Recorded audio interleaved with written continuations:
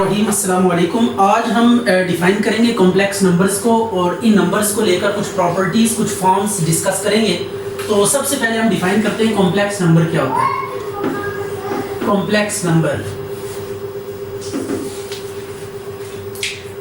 Number है a number of the form a plus b iota where iota is equal to square root minus 1 or iota square is equal to minus 1 is called complex number or imaginary number। complex number or imaginary number। अच्छा, इन numbers का जो start हुआ वो बड़ा dramatic वे से हुआ। ये कुछ ऐसा था कि जिस तरह हमने क्वाड्रेटिक फार्मूला फॉर्म किया हुआ है, बिल्कुल ऐसे ही क्यूबिक इक्वेशन को लेकर एक साइंटिस्ट था बेमलिंग, उसने ये काम किया कि उसने कहा कि चले हम इस तरह करते हैं, क्यूबिक इक्वेशन लेकर उसका भी कोई फार्मूला हम क्या करते हैं, डिराइव करते हैं। अब उसका फार्मूला उसने डिराइव कर लिया। जब उस फार्मूले में वैल्यूज जो भी कोएफिशिएंट्स थे और कांस्टेंट थे उनको पुट करके रिजल्ट निकाला गया, तो उसमें एक ऐसी टर्म अपीयर होगी like this, square root minus a where a is positive। इस तरह की एक्सप्रेशन वहां पे अपीयर होगी। लेकिन जब इसको सॉल्व करते थे इन इक्वेशंस के, ये जो आपके पास स्क्वायर रूट था उस टाइम ये सिर्फ और सिर्फ पॉजिटिव नंबर्स के लिए डिफाइंड था। जब हम कहते थे स्क्वायर रूट x, तो इसके लिए कंडीशन ये होती थी कि x must be greater than equal to 0। तो अब जब ये क्वांटिटी अपीयर होगी, अब इक्वेशंस को जब हमने सॉल्व किया तो उनमें ये नेगेटिव साइन अपीयर हो गया, लेकिन उनके रूट्स एग्जिस्ट करते थे। इससे पहले जो क्वाड्रेटिक फार्मूला था उसमें अगर ये अपीयर हो जाता था तो हम कहते थे कि उस इक्वेशन के रियल रूट्स एग्जिस्ट नहीं करते। लेकिन इसमें जब क्यूबिक इक्वेशन को हमने सॉल्व किया तो उसके रूट तो एग्जिस्ट करते थे, लेकिन ये वाली क्वांटिटी भी while solution of that formula ये क्वांटिटी अपीयर हो जाती थी। तो अब इसमें ये प्रॉब्लम आई तो लोगों ने इस फार्मूले को डिनाई कर दिया। तो उसके बाद ऑलर ने जब इस काम को दोबारा से पढ़ा तो उसने इसको एक क्वांटिटी का नाम दे दिया, iota is equal to square root minus 1, और इसको उसने कह दिया कि इस तरह के नंबर्स जिनमें ये आयोटा अपीयर होगा, ये स्क्वायर रूट के अंदर नेगेटिव कोई टर्म आ जाएगी, नेगेटिव नंबर आ जाएगा, उसको उसने कॉम्प्लेक्स नंबर्स का नाम दे दिया। और इससे कहा कि इन नंबर्स को रियल लाइन पे ड्रॉ नहीं किया जा सकता, बल्कि इन नंबर्स की जो ज्योमेट्री होती है वो क्या होगी, कोई प्लेन होगी, that is called complex plane. ये अब आपके पास है कॉम्प्लेक्स नंबर या इमेजिनरी नंबर। इमेजिनरी नंबर्स या कॉम्प्लेक्स नंबर्स या complex analysis has wide range of applications in mathematics, applied mathematics as well as pure mathematics. इसको बहुत सी जगहों पे यूज करते हैं। डिफरेंशियल इक्वेशंस में कॉम्प्लेक्स एनालिसिस का बहुत ज़्यादा यूज है। इंटीग्रेशन में बहुत सारे ऐसे फंक्शंस हैं जिनको आप कैलकुलस की टेक्निक से, जो कि रियल नंबर्स के ऊपर डिफाइंड होती है, उसको हम इंटीग्रेट नहीं कर सकते, बट हम कॉम्प्लेक्स एनालिसिस के आइडियाज लगा के उनके रिजल्ट्स बड़े इजी वे में अचीव कर लेते हैं। तो it has a wide range of applications in applied mathematics. तो अब हम कॉम्प्लेक्स नंबर्स को लेके इसकी कुछ एनालिसिस का काम करते हैं कॉम्प्लेक्स नंबर्स के हवाले से। तो सबसे पहले एक चीज़ आपने याद रखनी है कि set of all complex numbers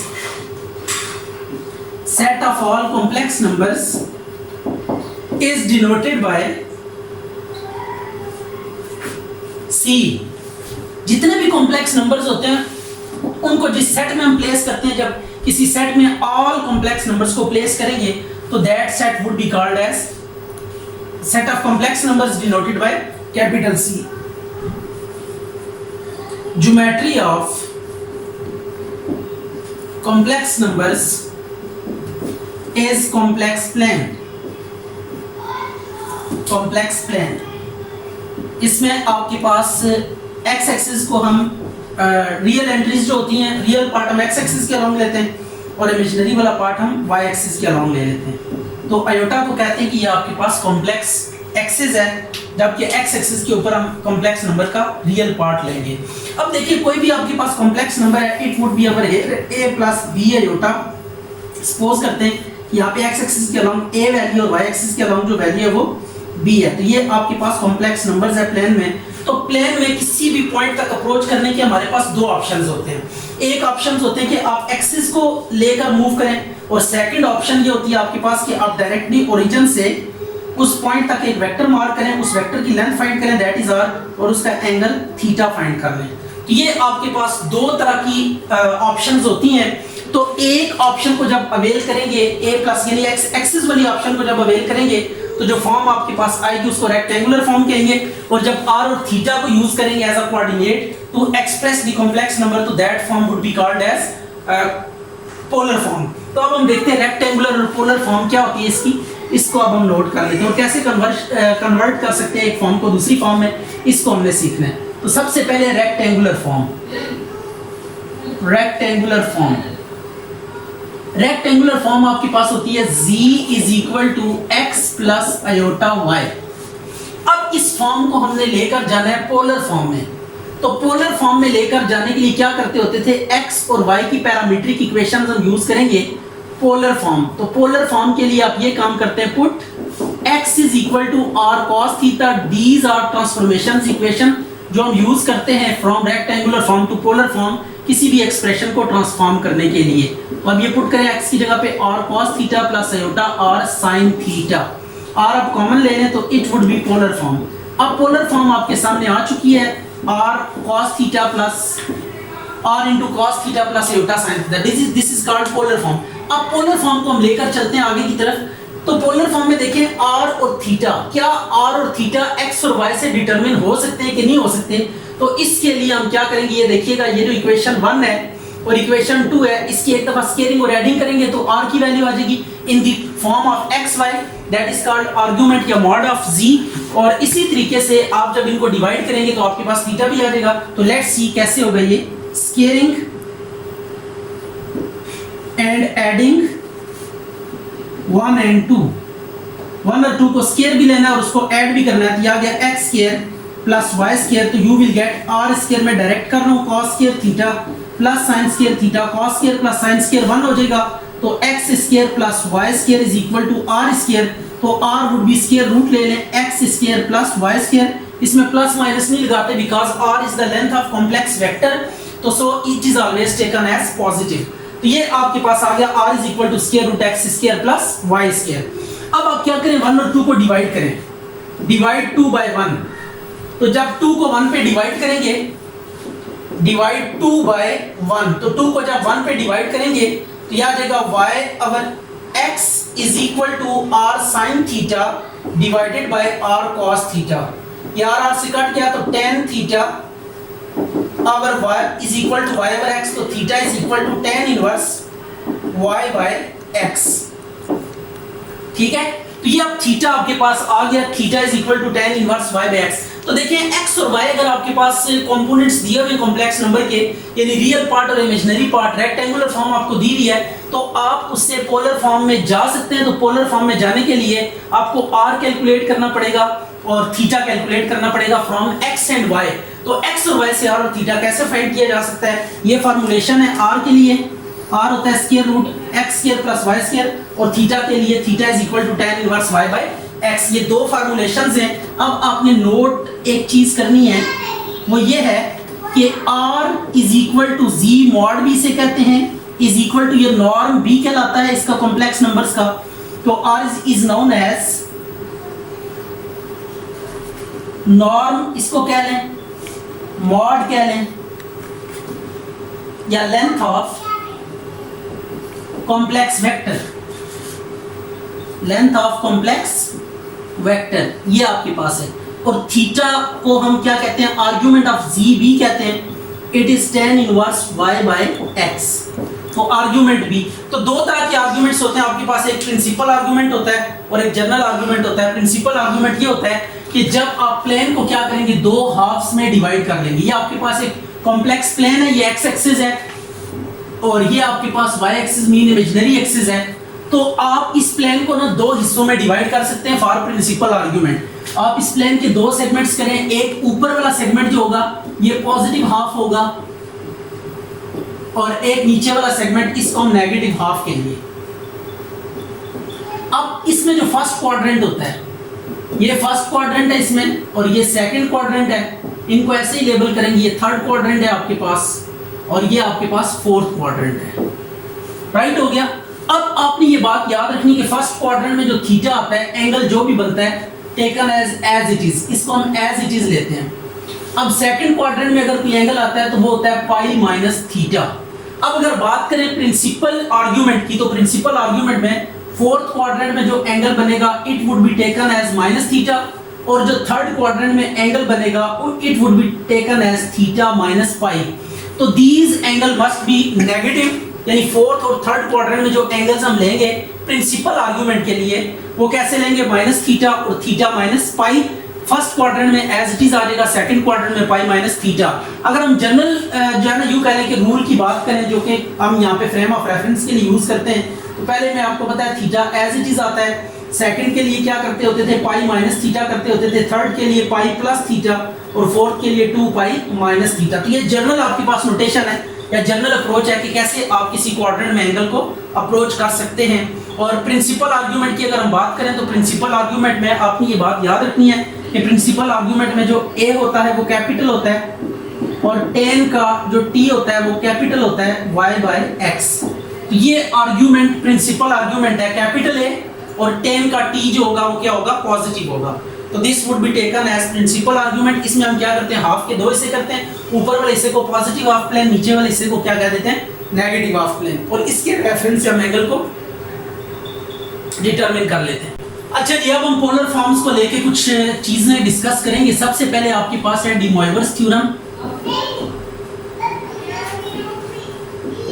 D Moivre's theorem, इसके स्पेल आप चेक कर लीजिएगा। ये होता है अगर आपके पास ये एंगुलर पार्ट है कॉम्प्लेक्स नंबर का और इसकी कोई पावर आ रही है तो पावर एंगल के साथ क्या हो जाएगी, मल्टीप्लाई हो जाएगी। राइट हो गया। इस चीज को आपने ध्यान में रखना है कि cos theta plus iota sin theta की होल पावर अगर n है तो n क्या हो जाएगा, अंदर एंगल के साथ मल्टीप्लाई हो जाएगा। सेकंड चीज, अगर आपके पास कोई एंगुलर पोर्शंस मल्टीप्लाई हो रहे हैं कॉम्प्लेक्स नंबर्स के, sin alpha into cos theta plus iota sin beta, ये जब अगर मल्टीप्लाई हो रहे हैं तो इनके एंगल्स क्या हो जाएंगे, ऐड हो जाएंगे। इनके प्रूफ्स काफी सिंपल हैं, आप इनको जस्ट मल्टीप्लाई कर दें तो you will get the proof, ये आ गया। इसी तरीके से अगर कॉम्प्लेक्स नंबर्स डिवाइड हो रहे हैं, sin alpha divided by cos beta plus iota sin beta, ये अगर डिवाइड हो रहे हैं तो आप क्या करेंगे, इनके एंगल्स को माइनस कर देंगे, plus iota sin alpha minus beta. Right हो गया। ये दो फार्मूलाज होगी, ये फार्मूलाज आपने एज इट इज याद कर लेने।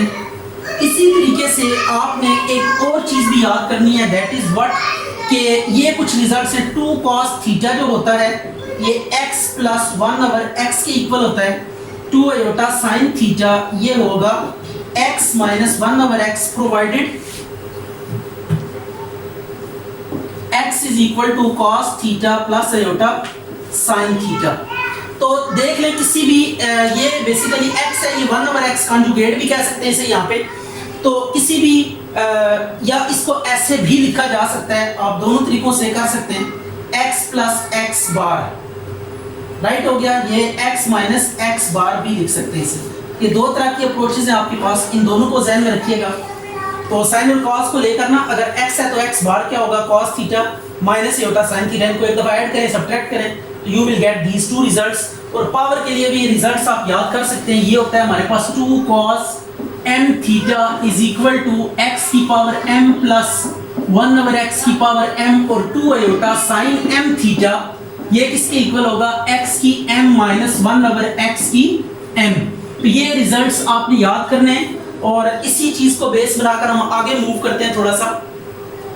अब आपने एक याद करनी है, that is Euler identity. Euler's identity, Euler's identity क्या है हमारे पास, ऑलर आइडेंटिटी ये होती है e की iota theta is equal to cos theta plus iota sin theta. आप इसका कॉन्जुगेट ले लें, मतलब थीटा को जब नेगेटिव थीटा से पुट करेंगे तो आपके पास क्या आ जाएगा, जब अगर मैं थीटा को नेगेटिव थीटा से पुट करता हूँ, जहाँ जहाँ थीटा है वहाँ पे अगर माइनस थीटा आप सब्स्टिट्यूट करते जाएं तो आपके पास जो रिजल्ट आएगा it would B cos minus theta, cos theta के इक्वल होता है, साइन में माइनस बाहर आ जाएगा, यह आ जाएगा माइनस आयोटा sin थीटा। अब आप इन दो एक्सप्रेशंस को लेकर ना डिफरेंट रिजल्ट्स जनरेट कर सकते हैं। इन्हें ऐड करके 2 पे डिवाइड करें तो cos की वैल्यू आ जाती है, और अगर इसी तरीके से इन्हें माइनस करके 2 पे डिवाइड करें तो sin की वैल्यू, और sin और cos से फिर आप बाकी सारी वैल्यूज भी डिटरमिन कर सकते हैं। तो अब हम ये फार्मूलाज इन्हीं को बेस बना के याद करेंगे। sin थीटा का फार्मूला ये होता है e की आयोटा थीटा माइनस e की minus iota theta divided bye 2 iota. तो ये आपने नोट किया कि अगर मैं इसको और इस एक्सप्रेशन को अगर मैं माइनस करता हूँ, माइनस करके sin की वैल्यू आएगी cos cos से कट जाएगा, iota sin theta 2 iota sin 2 iota को डिवाइड किया, ये sin का फार्मूला। इसी तरह इन्हें प्लस करें तो आपके पास cos का फार्मूला भी बन जाएगा, यह आ गया माइनस थीटा डिवाइडेड बाय 2।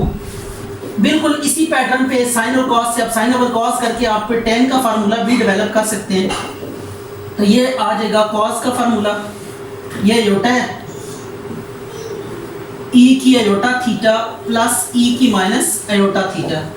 तो ये आपके पास कुछ बेसिक फार्मूलाज हैं जो कि आपने याद कर लेने। साइन का रेसिप्रोकल cos हो जाएगा, cos का सीकेंड हो जाएगा और tan का कॉट हो जाएगा। ये को सीकेंड इनके रेसिप्रोकल्स ले लें तो बाकी 3 फार्मूलाज भी आ जाएंगे। अब इसी तरह हाइपरबोलिक के फंक्शंस लेकर भी कुछ फार्मूलाज हमने डेवलप किए हुए हैं। अगर हाइपरबोलिक करेंगे, साइन हाइपरबोलिक थीटा किसके इक्वल होगा, e की थीटा माइनस e की minus theta over 2। cos hyperbolic theta किसके इक्वल होगा, e की थीटा प्लस e की minus theta by 2। tan hyperbolic theta is equal to e की थीटा माइनस e की माइनस थीटा e की theta plus e की minus theta. ये आपके पास हाइपरबोलिक फंक्शन के फार्मूलाज हैं। इनका भी रेसिप्रोकल लेने से साइन का रेसिप्रोकल को सीकेंड, cos का सीकेंड और tan का रेसिप्रोकल कॉट, इनको उल्टाते जाएं तो आपके पास बाकी 3 फार्मूलाज भी आ जाएंगे। अच्छा भाई, अब इनका आपस में क्या रिलेशनशिप है इसको भी देख लेते हैं। आपके पास जो होता है sine iota theta, it would be iota sine hyperbolic theta. ये आपके पास होगा आयोटा साइन हाइपरबोलिक थीटा। आप इसको इजीली एग्जामिन कर सकते हैं। जस्ट आप साइन आयोटा थीटा है तो आप थीटा की जगह पे ना इस फार्मूले में आयोटा थीटा यहाँ पे पुट करें। Iota iota into iota, iota square क्या हो जाएगा, माइनस थीटा आ जाएगा और ये इधर प्लस थीटा आ जाएगा और नीचे आपके पास आ जाएगा 2 आयोटा एज इट इज आ जाएगा। इसको सिंप्लीफिकेशन के बाद आप देखेंगे तो ये फार्मूला आयोटा से मल्टीप्लाई डिवाइड करने से आप देखेंगे कि sine iota theta iota sine hyperbolic theta में कन्वर्ट हो चुका होगा। इसी तरीके से cos आयोटा थीटा ये किसके इक्वल होगा, cos hyperbolic theta. You can examine, just आपने cos थीटा वाले फार्मूले में थीटा की जगह पे आयोटा थीटा पुट करना है और उसके बाद सिंप्लीफिकेशन से आप ये हासिल कर लेंगे। tan आयोटा थीटा ये होगा आयोटा tan हाइपरबोलिक थीटा। तो ये भी एक फार्मूला है, इसको भी आप इजीली इंस्पेक्ट कर सकते हैं by just substitution over here. इसको सिंपलीफाई करेंगे। इसी तरीके से अगर आपके पास ये चीज आ जाए साइन हाइपरबोलिक आयोटा थीटा, ये किसके इक्वल होगा, इसको अगर आप देखना चाहें तो आप इस फार्मूले में पुट कर दें e की आयोटा थीटा माइनस e की माइनस आयोटा थीटा और 2 आयोटा से मल्टीप्लाई डिवाइड करें तो it would be iota sine theta, ये आ जाएगा। इसी तरह cos हाइपरबोलिक आयोटा थीटा, इसको अगर आप एग्जामिन करना चाहें तो it would B cos theta. ठीक हो गया, इसको भी आप चेक कर सकते हैं। cos हाइपरबोलिक में थीटा की जगह पे आयोटा थीटा पुट करें तो आपके पास ये रिजल्ट आ जाएगा। इसी तरीके से tan हाइपरबोलिक आयोटा थीटा, इसको भी आप इंस्पेक्ट कर लीजिएगा तो ये tan थीटा आ जाएगा। ये आपने ना एक फॉर्म से दूसरी फॉर्म में कैसे जाना है, अगर एंगल इनका कॉम्प्लेक्स है तो आप एक फॉर्म से दूसरी फॉर्म में स्विच कर सकते हैं। अच्छा, अब हम देखेंगे कि कॉम्प्लेक्स नंबर्स का जो लॉगरिथम होता है वो क्या होता है। ये log ऑफ z आपके पास इक्वल टू होता है ln of z mod plus iota theta. Right हो गया, ये आपने याद करनी है। अगर यहाँ पे z जो है ना, अगर इफ z इक्वल है x प्लस आयोटा y के तो z mod जो होगा वो किसके इक्वल होगा, square root x square plus y square और थीटा होगा tan inverse y by x। तो यहाँ पे प्रिंसिपल आर्ग्यूमेंट यूज किया जाता है लॉग वाले क्वेश्चंस में, मोस्ट ऑफ द केसेस में, क्योंकि यहाँ पे एंगल की बहुत ज्यादा वैरायटीज आती हैं। tan का जब पीरियड हम ऐड करते हैं ना n पाई, तो आपके पास मल्टीपल वैल्यूज आती हैं थीटा की, तो उनको रिस्ट्रिक्ट करने के लिए माइनस पाई और पाई के बीच में ये बेसिकली होता है कि जब हम इसको पॉजिटिव और नेगेटिव हाफ प्लेन में डिवाइड करते हैं तो ये इस तरह होता है। एक दफा 0 से हम पाई तक अप्रोच करते हैं और फिर एक दफा 0 से माइनस पाई तक अप्रोच करते हैं। तो टोटल अगर हम साइकिल देखें तो ये हमारे पास माइनस पाई टू पाई बनता है। तो ये हम रिस्ट्रिक्ट कर देते हैं एंगल को माइनस पाई से पाई तक, तो इससे क्या हो जाता है मल्टीपल जो ब्रांचेस बनी होती हैं due to period of the tan theta वो सारी की सारी बीच में से एक्सक्लूड हो जाती हैं। तो ये बात आपने ध्यान में रखनी है। लॉग का ये फार्मूला है log of z is equal to ln of z mod plus iota theta. इसी तरीके से अगर कोई कॉम्प्लेक्स नंबर है और उसकी पावर भी कोई कॉम्प्लेक्स नंबर आ जाती है, कॉम्प्लेक्स नंबर की पावर अगर आपके पास कॉम्प्लेक्स नंबर आ जाती है तो इसको आप लिख सकते हैं e की z2 log of z1, ठीक है। फिर log की जगह पे log का फार्मूला यूज करके आप इसको क्या कर सकते हैं, सिंप्लीफाई कर सकते हैं। तो this is one of the formulas. आपने जो कॉम्प्लेक्स एनालिसिस में फार्मूलाज याद करने हैं उनमें से ये भी फार्मूला है कि जब कभी भी आपके पास log फाइंड करना हो किसी कॉम्प्लेक्स नंबर का तो उसको इस फार्मूले से हम डिटरमिन करेंगे। और बिल्कुल उसी पैटर्न पे अगर कॉम्प्लेक्स नंबर की पावर कॉम्प्लेक्स नंबर आ जाती है तो एट दैट केस आप ये फार्मूला लगा के z2 और z1 की जो भी वैल्यूज होंगे वो यहाँ पे यूज करके सिंप्लीफिकेशन करेंगे। After that you will get the final result. तो ये आपके पास है। और भी इसमें कॉम्प्लेक्स एनालिसिस में बहुत सारे रिजल्ट्स हैं। जस्ट लाइक ये रिजल्ट हम देखते हैं कि जब भी किसी भी कॉम्प्लेक्स नंबर को और उसके कॉन्जुगेट को ऐड करते हैं तो आपके पास क्या आता है, 2 times of real of z। ये रिजल्ट आता है कि जब भी किसी कॉम्प्लेक्स नंबर को उसके कॉन्जुगेट के साथ ऐड करते हैं तो आपके पास क्या आता है, 2 times of real of z। और अगर माइनस करते हैं z माइनस z बार तो ये आता है 2 टाइम्स इमेजिनरी ऑफ z। ये आपके पास आ जाता है इमेजिनरी पार्ट 2 टाइम्स होके आ जाता है with iota, imaginary of 2 iota. इसको ऐसे लिखते हैं 2 iota into imaginary of z। ये रिजल्ट आता है। इसी तरीके से आपने ये बात याद रखनी है कि z का मॉड और इसके कॉन्जुगेट का मॉड जो होते हैं ये इक्वल होते हैं। कॉन्जुगेट होता क्या है, अगर z आपके पास है x प्लस आयोटा y तो इसका कॉन्जुगेट जो होगा ये हो जाएगा x माइनस आयोटा y। इसके बाद अगर हम बात करें z इंटू z बार, ये होता है z मॉड का स्क्वायर। ये प्रॉपर्टी भी याद रखनी है। z1 इंटू z2 बार प्लस z2 इंटू z1 बार, ये होता है 2 times real of z1 z2 बार। ये इस तरीके से आप कैलकुलेट कर सकते हैं। तो ये कुछ बेसिक रिजल्ट्स हैं, फार्मूलाज हैं जिनको बेस बनाकर हम तमाम कॉम्प्लेक्स नंबर्स को डील करते हैं।